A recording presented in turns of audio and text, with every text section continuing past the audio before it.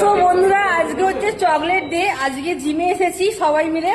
জিমে এসে মানে কি একটা খারাপ অভিজ্ঞতা হয়েছে তোমাদের সাথে শেয়ার করছি, একবার দাও।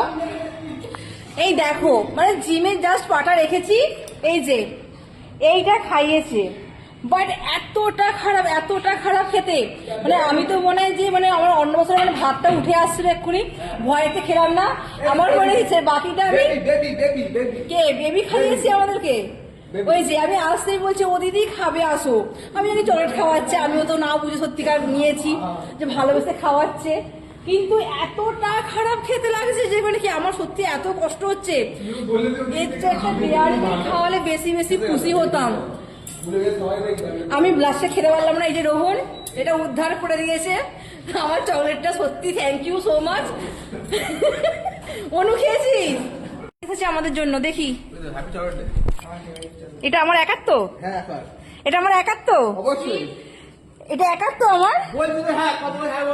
এই ও কিন্তু একার জন্য নিয়ে আসে, সবাই জন্য এনেছে।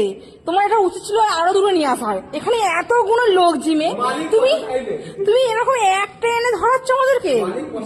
তো ঠিক আছে, থ্যাংক ইউ সো মাচ, যা এনেছো এতেই খুশি হয়ে যাই আমরা, তাই তো। তুমি ডার্ক চকলেট ভালো লাগছে খেতে? বাবা আমার তো মনে হচ্ছে যে ইয়েস, ফাইনালি একটু ভালো লাগলো এটা খেয়ে, কেন ওইটা খেয়ে এতটা কষ্ট হচ্ছিল, এটা খেয়ে এবার একটু শান্তি হচ্ছে আমার।